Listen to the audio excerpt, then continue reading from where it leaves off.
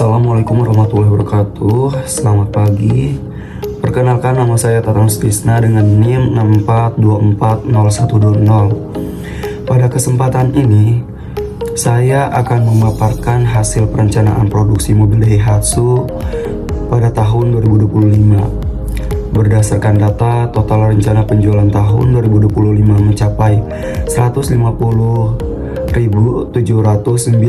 unit dengan persediaan awal tahun sebesar 10.000 unit dan target persediaan akhir tahun hanya 372 unit.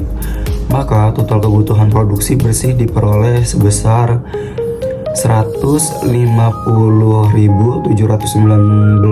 ditambah 372 dikurang 10.000, maka menghasilkan 141.091 unit. Produksi hanya direncanakan selama 11 bulan, yaitu dari Januari hingga November 2025. Hal ini dilakukan karena penjualan di bulan Desember relatif kecil dan masih dapat dipengaruhi dari stok yang tersisa.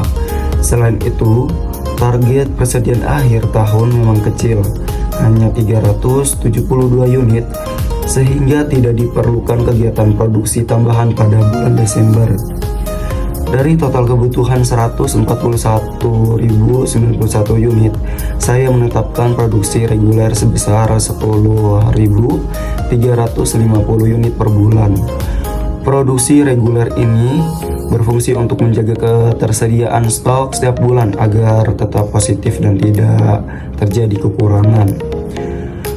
Produksi reguler ini berfungsi untuk menjaga ketersediaan stok bulan agar tetap positif dan tidak terjadi kekurangan. Jika dikalikan 11 bulan, totalnya menjadi 113.850 unit.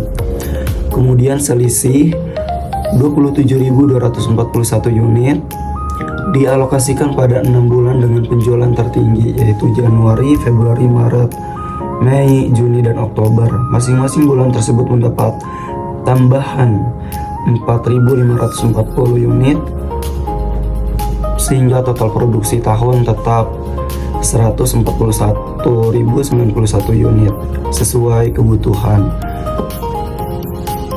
Tahap selanjutnya adalah menyusun anggaran biaya bahan baku. Langsung diketahui bahwa setiap unit mobil memerlukan 6 jenis bahan baku utama, yaitu roda, lampu, chassis, mesin, kaca, dan interior. Jumlah kebutuhan bahan baku dihitung dengan mengalihkan kebutuhan bahan per unit dengan jumlah unit yang akan diproduksi. Sebagai contoh, untuk bahan roda, jika satu mobil membutuhkan 4 unit roda, maka total kebutuhan selama tahun 2025 adalah 4 dikali 141.091, yaitu sebanyak 364 unit roda. Perhitungan serupa dilakukan untuk bahan baku lainnya. Selanjutnya, setiap jenis bahan dikalikan dengan harga per unitnya sehingga diperoleh total anggaran pembelian bahan baku sebesar 16,45 triliun. Selanjutnya saya akan menjelaskan anggaran biaya tenaga kerja langsung tahun 2025. Anggaran ini disusun berdasarkan rencana produksi selama 11 bulan, yaitu dari Januari sampai November 2025, dengan total produksi sebanyak 141.061 unit.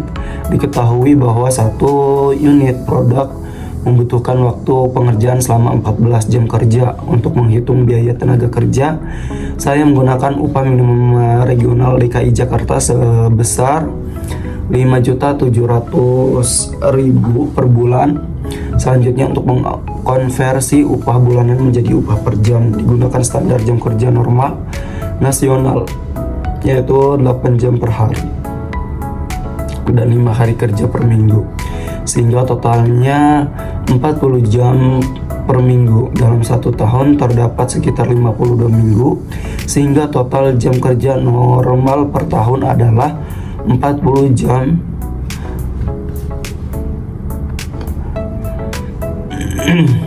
dikali 52 minggu yakni 2080 jam.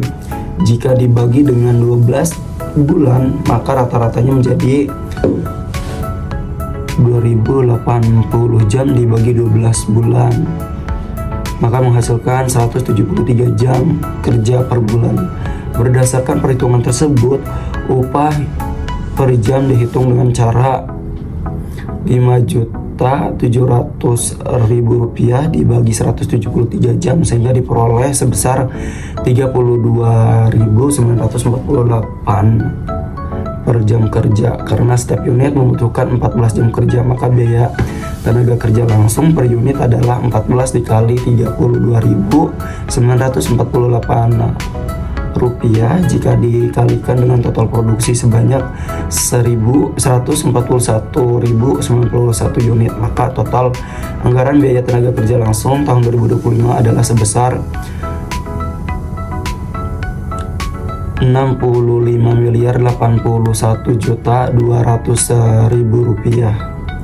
Demikian pemaparan dari saya terkait perencanaan produksi mobil Daihatsu sepanjang tahun 2025. Berikut dengan perhitungan anggaran biaya tenaga kerja langsung maupun anggaran biaya bahan baku langsung.